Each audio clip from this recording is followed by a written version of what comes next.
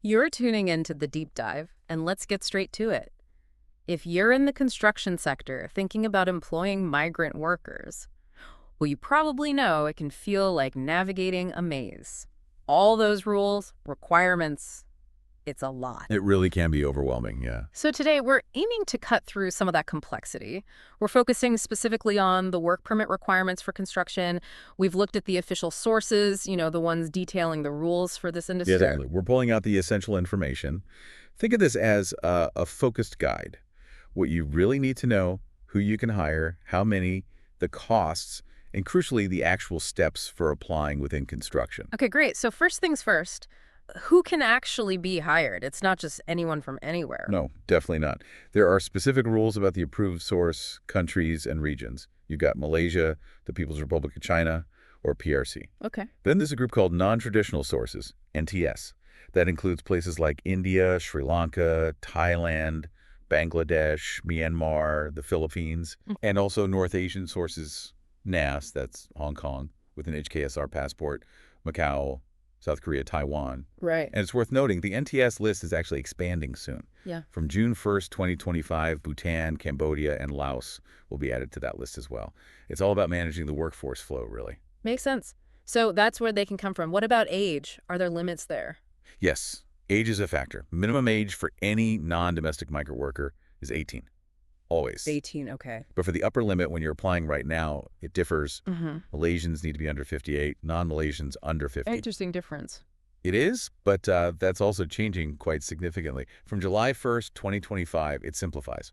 All non-domestic migrant workers, doesn't matter the nationality, must be below 61 when they apply. And they can work up until they're 63. Wow, okay, so potentially keeping experienced workers on longer. Exactly. That seems to be the idea. Retaining experience. And how long can they stay employed? Is there a maximum duration in construction? Currently, yes. And again, it depends. For basic skilled workers, that's R2, from NTS countries and the PRC, the max employment period is 14 years. 14. But for higher skilled, the R1 workers from those same places, it's much longer, 26 years. 26, okay. Big difference. Huge difference. Now, for workers from NAS countries and Malaysia, across any sector, actually, there's no maximum period right now. No limit for them. Not currently, but like the age limits, this is another big change coming. From July 1st, 2025, that maximum employment period, it's being removed entirely for everyone in construction. Really? So no cap on duration for anyone from July 2025? In the construction sector, yes. That's a major shift, definitely something for companies to think about for long-term planning. Absolutely. Okay, so we know who, how old, and for how long. Yeah. Now, the numbers game quotas. How many foreign workers can a construction company actually hire? Right, the quota. It's essentially a cap. In construction, the rule is you can hire up to 5 work permit holders for every one local employee you have who earns at least the local qualifying salary, the LQS. 5 to 1. That's the ratio. That's the key ratio. So your capacity to hire migrant workers is directly tied to your local workforce, earning that LQS threshold. It encourages local employment while managing foreign worker numbers. You really need to plan based on your local team size. Got it. 5 to 1. And then there's the cost side, the levy. That's a monthly fee, isn't it? Yes, exactly. A monthly fee for every single work permit holder you employ. And the amount varies. It depends on the worker's skill level, higher skilled R1 or basic skilled R2, and also where they come from. Okay, so how much are we talking about? Well, as of January 1st, 2024, for a higher skilled R1 worker from an NTS country, it's $500 a month. That breaks down to $16.44 daily if they don't work a full month. $500 for higher skilled NTS. Correct. But for a basic skilled R2 worker from NTS, it jumps quite a bit, $900 a month, or $29.59 daily. So you see, the skill level makes a big difference in cost. Yeah, that's a significant jump. What about workers from Malaysia, NAS, or PRC? The levies are generally lower for them. Higher skilled R1 from Malaysia, NAS, or PRC is $300 monthly, so $9.87 daily. Okay, $300. And the basic skilled R2 from those same sources, $700 a month, which is $23.02 daily. $700. Still less than NTS basic skilled. Right. And there's even another tier for workers, specifically in offsite construction. Higher skilled, there is $250 a month, $8.22 daily. And basic skilled is $370 monthly, $12.17 daily. Huh. Lower rates for offsite. Interesting. Yeah, likely reflecting different policy aims or labor needs for that specific segment. And just a quick note, if a worker's skill status changes, say they upgrade to R1, The lower levy rate only starts the month after their current permit expires. Ah, okay. So it doesn't change mid-permit. Good to know. Exactly. And employers can always check the LQS guidelines and how quotas and levies are calculated on the official websites. Right. Now, you mentioned higher skilled and basic skilled workers, R1 and R2. I heard there's a rule about maintaining a certain percentage of R1s. Yes, that's correct. It's about encouraging skills upgrading in the workforce. The current requirement is that at least 10% of your total construction work permit holders must be higher skilled R1. 10% minimum. Yes. And you need to meet this 10% threshold before you can hire any new basic skilled R2 workers or even renew the permits of your existing R2s. So it acts like a gate. You need enough R1s to bring in or keep R2s. Precisely. It ensures a baseline level of skilled workers. Yeah. If you fall below that 10% R1 ratio but still have too many R2s according to the rule, the ministry can actually revoke the permits of those excess R2 workers. Wow. Okay. So keeping track of that ratio is critical. Absolutely critical. You can check your company's R1 percentage anytime using the WP online portal. It's something to monitor regularly. Definitely. Okay. Let's switch tracks slightly to the levy bond. What is that and when does it come into play? The levy bond. It's basically a financial security deposit, a guarantee that the ministry requires in certain situations. Like what kind of situations? Well, if your company has had work permits revoked before because you didn't pay the levies, or if you've paid your levies late 3 or more times in a 12-month period. Okay. So related to payment history. Mostly, yes. It's also needed if there's a change in ownership for sole proprietorship planning to hire migrant workers.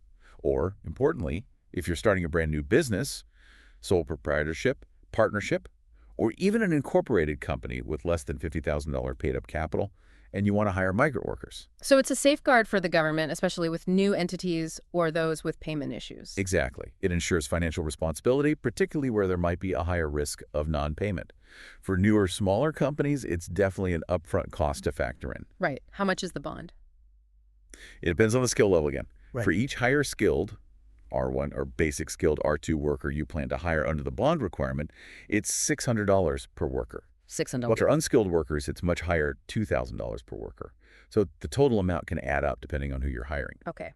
And how do companies actually pay this bond? There are 2 main ways.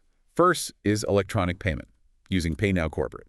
You log into your company's bank portal, use the specific UEN the ministry gives you, and critically, enter the bill reference number exactly as they tell you. Precision is key there. Absolutely. That usually takes about 3 working days to process. The other way is using a banker's guarantee or an insurance guarantee. You get the document from your bank or insurer, write a cover letter with your company details, and mail it all to the ministry. That takes longer, about 5 working days after they receive it. Got it. Pay now or guarantee. Any pitfalls to watch out for with the bond? Yeah, a couple of things. Only use Pay Now for the bond if you've been specifically told to, and double-check that UEN and reference number. Mistakes can cause delays. Right. Also, the bond is usually monitored for 12 months. If you pay your levies on time during that period, you get it back. For brand new companies, it's often a shorter period, maybe 6 months. But if you do have late payments during the monitoring period, they can extend it. Okay, so good payment behavior gets the bond back faster. Essentially, yes. All right. Now, shifting to the workers' arrival. Once they get to Singapore, what happens first? I think there's a program they need to attend. Yes, the Settling In Program, or SIP. It's mandatory for non-Malaysian workers coming to work in construction in Singapore for the very first time. First-timers, okay. And also for returning non-Malaysians who already have their in-principle approval, their IPA, for a construction job. It's basically an orientation. Helps them understand working life here, their rights, responsibilities, that sort of thing. And they have to do this before the work permit is issued. Correct. It's a prerequisite for getting the actual permit card issued. Makes sense. And given its construction, safety must be huge. What about safety training? Oh, absolutely non-negotiable. Migrant workers in construction must complete a specific safety course before that work permit can be issued. Which courses are accepted? There are 2 main ones. The Construction Safety Orientation Course, CSOC, or one called Apply Workplace Safety and Health in Construction Sites. CSOC, or the Apply WSH course. Yes. So once you get the IPA for the worker, you, the employer, have to register them for one of these. They need to attend and complete it within 2 weeks of arriving in Singapore. 2 weeks? That's quick. It is. And they have to pass the test within 3 months. If they don't pass within that time, their work permit could be revoked. High stakes. Is that a one-time thing? Or is ongoing training needed? It's not one and done. There are refresher requirements. If a worker has been in the construction sector for 6 years or less, they need to retake and pass the course every 2 years. Every 2 years for newer workers. Right. If they've been in the sector for more than 6 years, it stretches out to once every 4 years. Okay. Less frequent for experienced workers. Exactly. And here's a crucial point for renewals. Well, When you go to renew a worker's permit, their safety course certificate must be valid for more than 1 month on the renewal date. If it's expired or expires within that month, the renewal won't go through. okay. So timing the refresher course is important for renewal. Very important. Keep track of those expiry dates. Good advice. Now, I saw something about interviews for some companies. Is that common? Not for everyone, no. But the ministry might select certain companies for an interview. It's usually just for them to get a better understanding of your business operations. So not necessarily a problem, just information gathering. Generally, yes. Good. If your company's picked, you'll get an email with the details. The key thing is that an ACRA-registered director must attend. It's compulsory. Okay, something to be aware of, just in case. Right, let's get to the core process. Applying for the work permit itself. Can you walk us through the step-by-step? This is what people really need to know. Okay, absolutely. The actual application follows a clear sequence. Step 1. Apply for the work permit online and get the in-principle approval, the IPA. This is your green light conditional approval. Step 1, get the IPA. Step 2, and this is only for non-Malaysian workers, buy the required security bond. Step 2, security bond for non-Malaysians. Step 3, buy the mandatory medical insurance and enroll the worker in the primary care plan, the PCP. Step 3, medical insurance and PCP.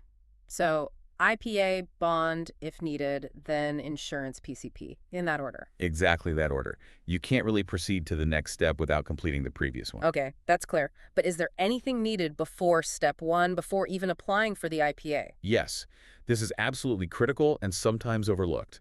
Before you can even start an application for a construction worker's work permit, your company must hold a valid registration certificate from the Building and Construction Authority, the BCA. BCA registration. Yes, and specifically not just the supplier's registry.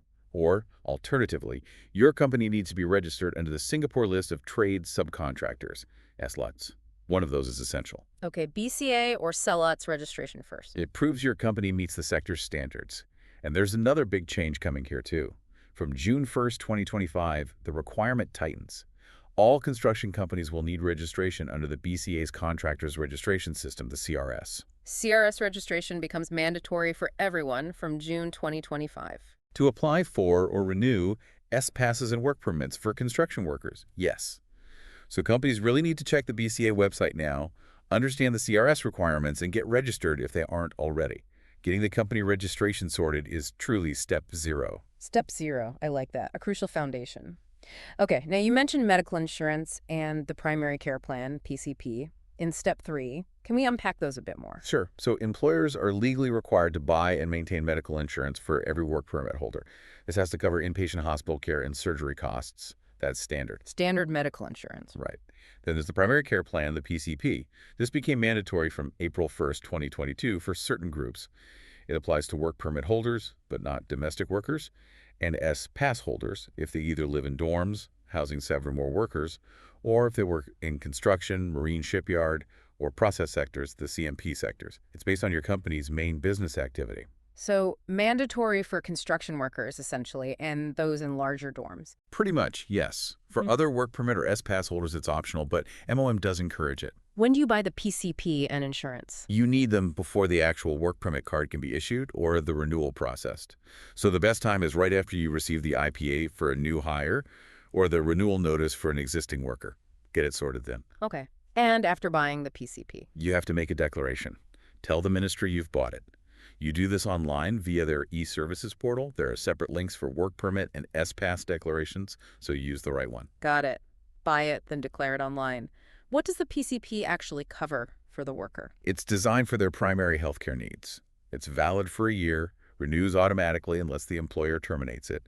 You can only buy from specific providers appointed by MOM called anchor operators, or AOs. And which AO you use depends on where the worker lives, their residential zone. Zone-based providers. Okay. What services are included? It covers quite a bit. Things like statutory medical checkups if needed, unlimited visits for common illnesses or chronic conditions, one basic health screening per year. Unlimited visits. That's good. Yeah. Plus, telemedicine video calls with doctors with medication delivered within their zone. Also, schedule transport for sick workers from their dorms to the clinics, and ambulance or special transport if it's medically necessary. That sounds pretty comprehensive for primary care. How do workers actually use it? They usually have two main options. Use the telemedicine service video, call a doctor, usually with a small copay, maybe $2.